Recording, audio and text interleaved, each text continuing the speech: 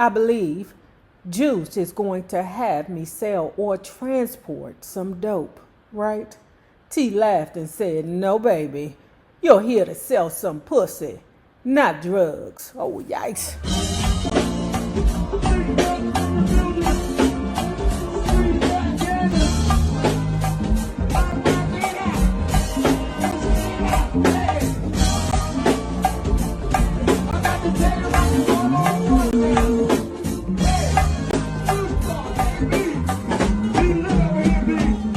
I remembered a rapper friend of mine whom I will refer to as Juicy from Queens that was into some real street shiz. I mean, he was selling everything from weed, crack to women. Whatever you needed, he had it. I didn't give a damn. I needed to get this money. So long story short, I told Juicy my situation and he understood. He would always refer to me as baby girl. He said, baby girl, when do you want to come and meet me so we can talk about your plan? I said, whenever is good for me. I just had to make sure my baby was in good hands. So a few days went by and Juicy came to pick me up from the Bronx. It was a real quiet ride in the car because I was nervous as hell. There was something very intimidating about Juicy. Although, is it LL Cool J? Who is this? Who is this? Although he was very soft-spoken, he was very brolic and frightening. As we got on the highway, I already knew whatever this plan was, I'd be taking a huge risk. I could possibly go to jail or even end up dead. I had no idea who he was affiliated with, and my insides were trembling like a car that needed a wheel alignment. But the more afraid I was, the more I thought about how beautiful the outcome would be if everything went well. So let me say who I think it could be. That goddamn Kool rap. Because you know that Nero had the propensity to take advantage of women, okay? Hence the Corinne Steffens. And I know a lot of y'all came to this book club because of Aretha Franklin or the Jan Gaze book, but most of y'all found me because of that Corinne Steffens book where she put her baby father on blast for making her do the hoop-de-coo for hours with tears running down her eyes. And if she didn't do it right, he would sock her in the face. So it could be that Kool rap, y'all. It was time for me to be about that life. So we pull up to this house that he owned, and all I saw were drug dealers and pretty half-ass dressed girls.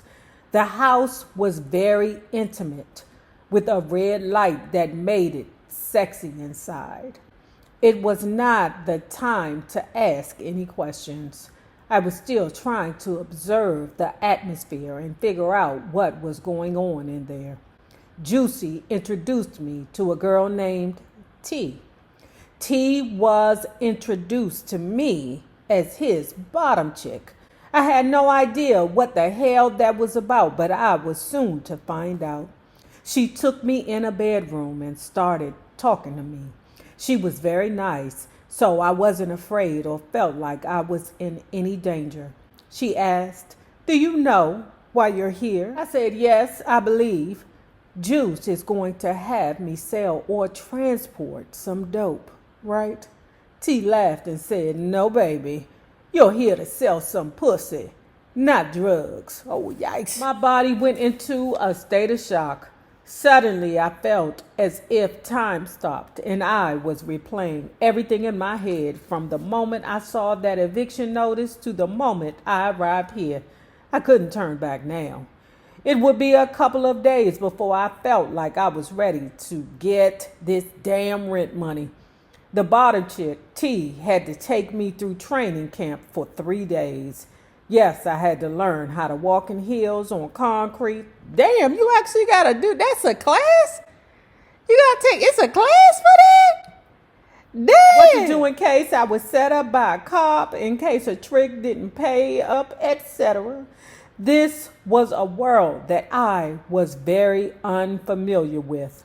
Well, this part. Juicy would often remind me of how much pussy I gave up for free. So basically, I was always a hoe. Just a free one.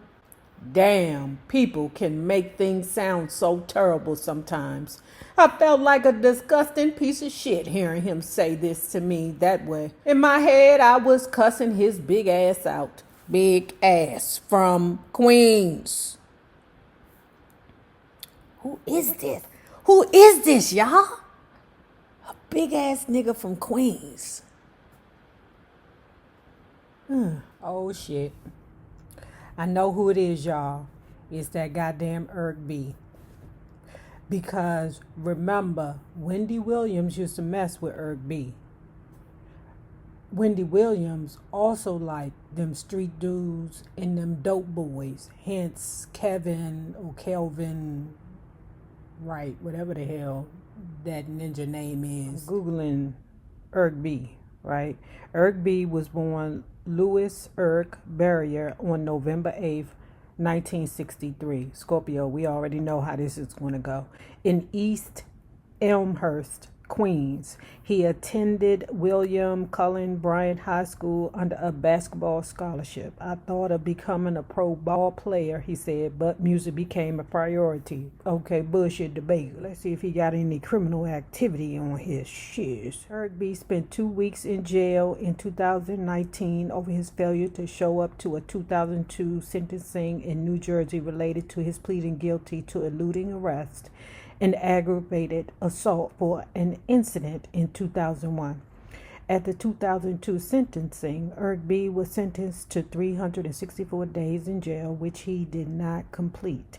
According to B, he had been instructed by his lawyer in the 2002 case, Paul Berggren, that he did not have to appear in the sentencing in 2019.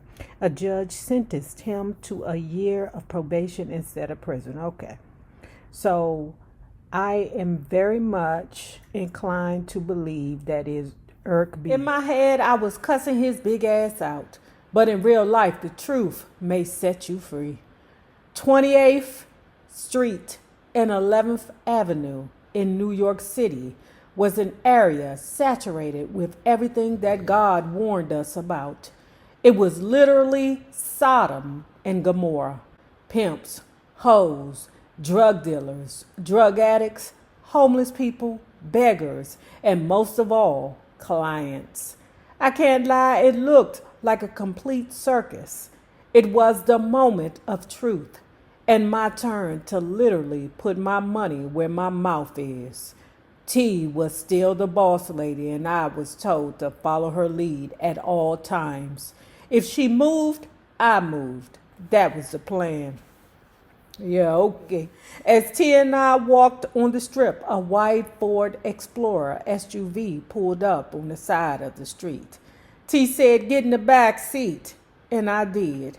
As we pulled off, I could hear her ask the client, "So what do you want?" Child, he said, "A blowjob." This ninja said, "How much for it with a condom and how much for it without a condom?" Okay. $60 with a condom and $100 without, said T.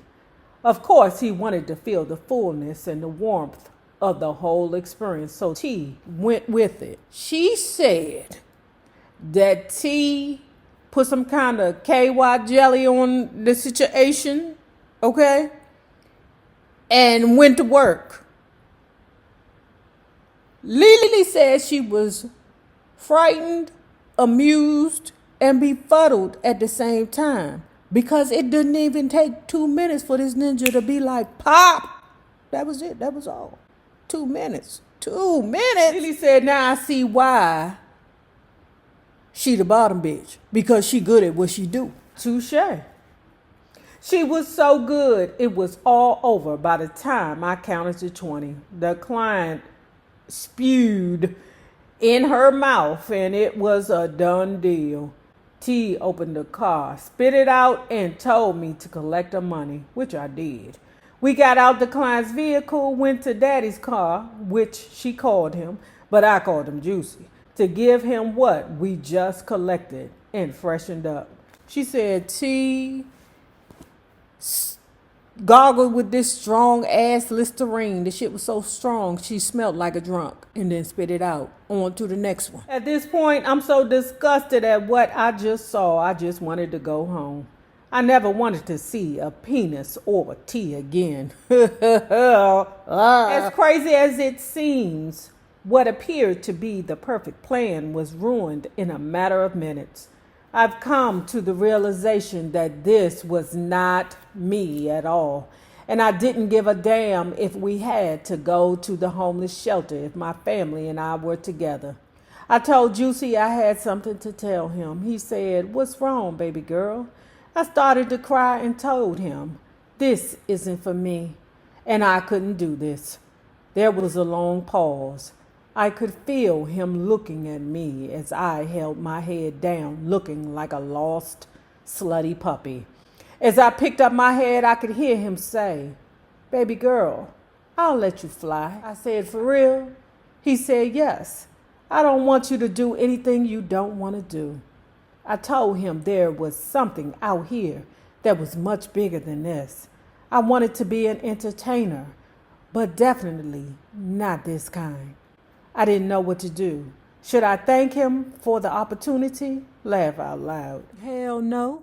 You should turn around and run like crazy and let him watch the back of your head get small before he realized that he just let you go without paying a fee and choke the blood out you. Juicy and I hugged each other as if he was just dropping me off at the airport.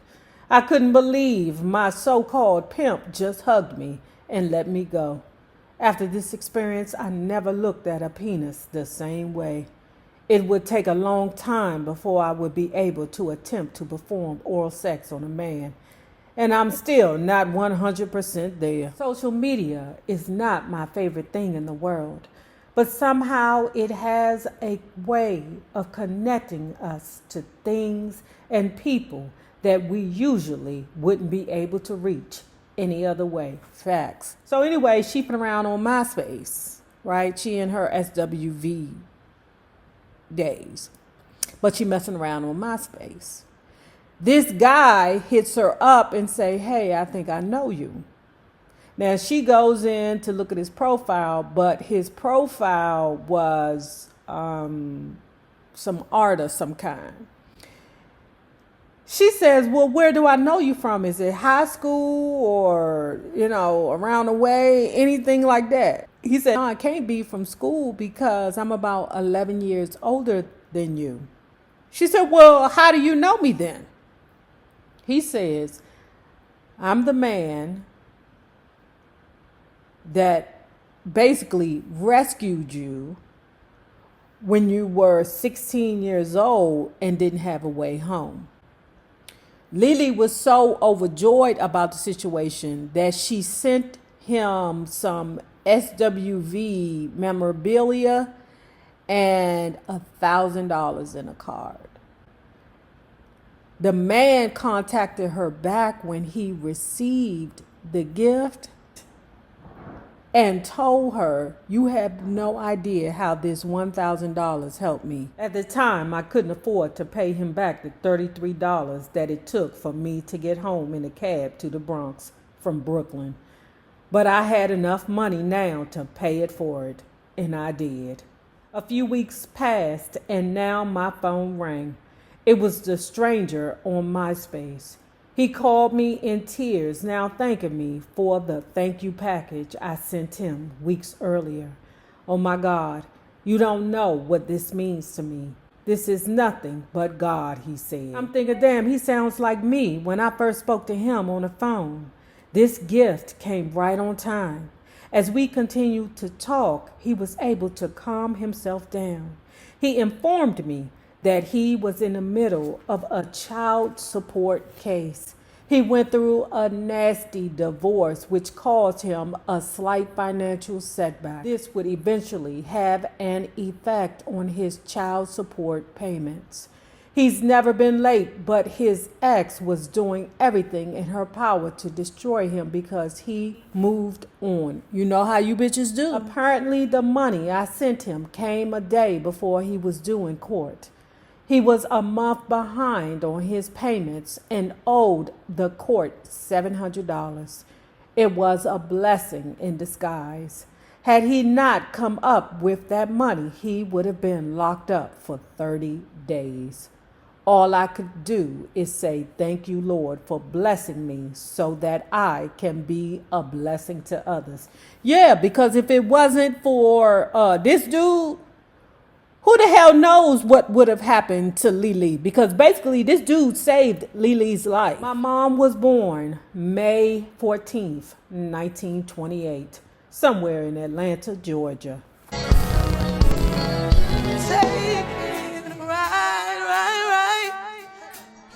I made a left on MLK. Oh, what a beautiful day, what a beautiful day. Taking a ride.